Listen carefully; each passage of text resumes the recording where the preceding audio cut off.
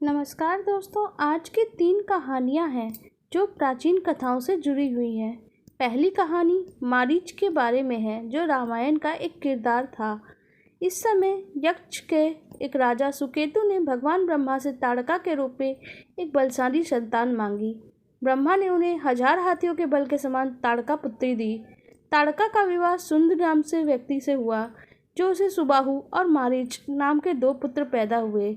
एक दिन अगस्त्य मुनि के शाप के कारण सुंद जलकर भस्म हो गया और ताड़का के दोनों पुत्र राक्षस बन गए, जो नरभक्षी और दिखने में अत्यंत ही कुरूप थे।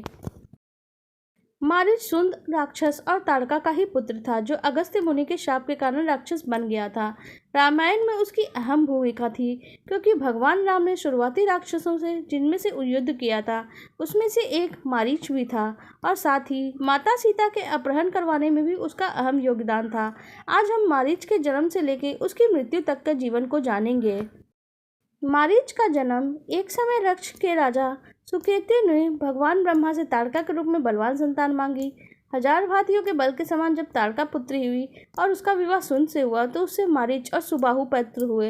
एक दिन अगस्त्य मुनि के शाप के कारण सुंद जल गए, भस्म हो गया, और ताड़का के दोनों पुत्र राक्षस बन गए, जो नरभक्षी और अत्यंत कुरूप दिखने वाले थे। जब ऋषि विश्वामित्र यज्ञ कर रहे थे, तब मारीच अपने भाई सुबाहु के साथ उनका यज्ञ विध्वंस करने वहां आ पहुंचा। लेकिन वहां पहले से ही भगवान श्री राम और लक्ष्मण उनकी यज्ञ की सुरक्षा कर रहे थे। यह देख के उन दोनों के बीच भीषण युद्ध हुआ। इस युद्ध में मारीच का भाई सुबाहु मारा गया और वह स्वयं बाण के आघात से दूर समुद्र में जा गिरा। इसके पश्चात उसकी मां ताड़का का भी वध हुआ। रावण की सहायता मांगना और मारीच का उससे विवाद। भगवान राम से भी युद्ध हुआ था मारीच का। अगस्त्य मुनि से शाप के कारण मारीच अपनी मां ताड़का के साथ अयोध्या के निकट सरयू किनारे वन में आके रहने लगा और प्रतिदिन अपनी मां और भाई के साथ ऋषि मुनियों को तंग करने लगा और उनकी यज्ञ में बाधा पहुंचाने लगा। उसी वन में ऋषि विश्वामित्र रहते थे और उनके प्रकोप से परेशान थे। इसी कारण अयोध्या के राजकुमारों श्री राम और लक्ष्मण को अपनी सुरक्षा के लिए ले आए थे, जिसमें उनसे उसका युद्ध हुआ था।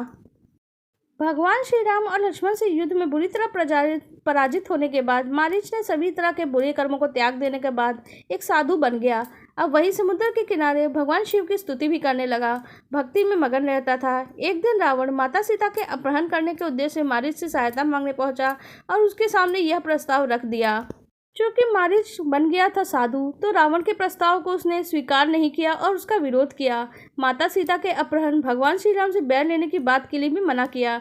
पर यह बात सुन के रावण बहुत ही क्रोधित हो गया और मारीच की सहायता न मिलने पे उसे मारने की भी धमकी दे दी। मारीच ने सोचा, अगर रावण को समझाने का प्रयास सफल नहीं होगा तो उसे सहायता के लिए ही तैयार हो गया, क्योंकि राम के हाथों अगर मृत्यु होती तो उसे मुक्ति मिल जाती। मारीच एक सुंदर मृग बना, माता सीता के अपहरण में सहयोगी बना। इसके बाद मारीच रावण के पुष्पक विमान में बैठ के पंचवटी के वनों में गया, जहां भगवान राम की कुटिया थी। मारीच ने अपनी मायावी शक्तियों से एक सुंदर मृग का रूप धारण कर लिया और कुटिया के आसपास ही भटकने लगा। माता सीता ने जब उसे देखा तो भगवान राम से उन्हें लाने के लिए कहने लगी। भगवान राम जैसे ही सोने के मृग को लेने के लिए दौड़े तो वो भागने लगा। भागते भागते वो उसे बहुत दूर लेकर गया राम जी को। अंत में भगवान राम ने उसे धनुष बाण से उसका वध कर ही दिया। मरते हुए मारीच अपने असली रूप में आ गया और भगवान राम की आवाज़ में जोर जोर से प्राणों की रक्षा के लिए चिल्लाने लगा, जिसके परिणाम स्वरूप लक्ष्मण अपने भाई की सहायता के लिए उनके पास आए। पीछे से सीता माता को अकेला पाकर रावण ने उसका अपहरण कर लिया, लेकिन भगवान के हाथों मृत्यु पाकर मारीच का उद्देश्य सफल हो गया। आज की दूसरी कहानी है एक नारियल के पेड़ की कहानी। प्राचीन काल में सत्यव्रत नाम के एक राजा रहते थे। वह प्रतिदिन पूजा पाठ करते थे। उनके पास किसी चीज़ की कमी नहीं थी। वह धन दौलत से लेकर हर प्रकार की सुविधा से समृद्ध थे। हालांकि इसके बावजूद राजा की एक अभिलाषा थी, जिसे पूर्ण करने की चाह रखते थे। दरअसल राजा सत्यव्रत को एक बार स्वर्गलोक जाने की इच्छा थी। वह अपने जीवन में कम से कम एक बार स्वर्गलोक का सौंदर्य देखना चाहते थे, परंतु उन्हें इसका मार्ग नहीं पता था। इधर दूसरी तरफ ऋषि विश्वामित्र अपनी तपस्या के लिए घर से बाहर निकले और चलते चलते कुटिया से काफ़ी आगे चले आए थे। काफ़ी समय बीत गया, लेकिन वो लौटे ही नहीं। इसके कारण उनका परिवार भूख और प्यास से तड़पने लगा। राजा सत्यव्रत को जब ये बात पता चली तो उसने विश्वामित्र के परिवार के पालन पोषण की जिम्मेदारी ले ली।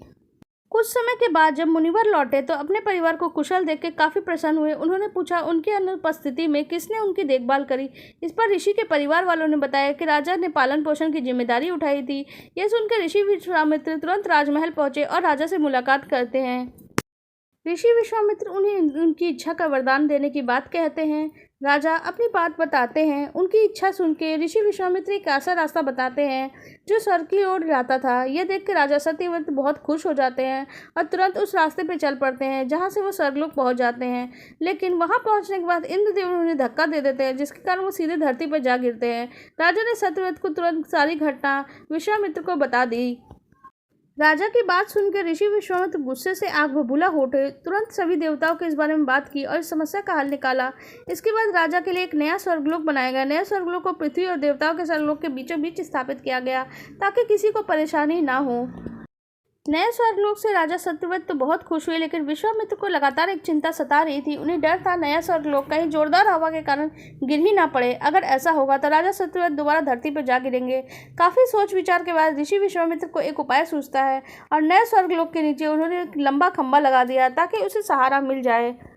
ऐसी मान्यता है कि नए स्वर्गलोक के नीचे लगाया गया खंभा एक विशाल पेड़ के तने के रूप में बदल गया।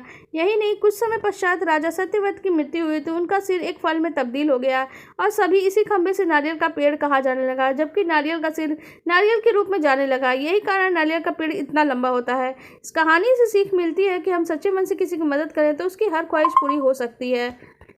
आज की तीसरी कहानी बुढ़िया माई की कहानी है, जो गोरखपुर स्थित एक प्रसिद्ध मंदिर है। मान्यताओं के अनुसार यहाँ एक बहुत बड़ा जंगल था जिसमें एक नाला बहता था। नाले पे लकड़ी का पुल था। एक दिन वहाँ एक बारात आके नाल के पूरे तरफ रुकी और वहाँ सफ़ेद वस्त्रों में एक बूढ़ी महिला बैठी थी। उसने नाच मंडली को नाच दिखाने के लिए कहा। नाच मंडली बूढ़ी महिला का मजाक उड़ाते हुए चली गई, लेकिन जोकर ने बांसुरी बजा के 5 बार घूम के महिला को नाच दिखा दिया। उस बूढ़ी महिला ने प्रसन्न होकर जोकर को आगाह गया, वापसी के समय तुम पुल मत पार करना। तीसरे दिन बारात लौटी तो वो बूढ़ी महिला पश्चिम की तरफ मौजूद थी। बारात बीच पुल पे आई तो पुल टूट गया और पूरी बारात नाले में ही डूब गई।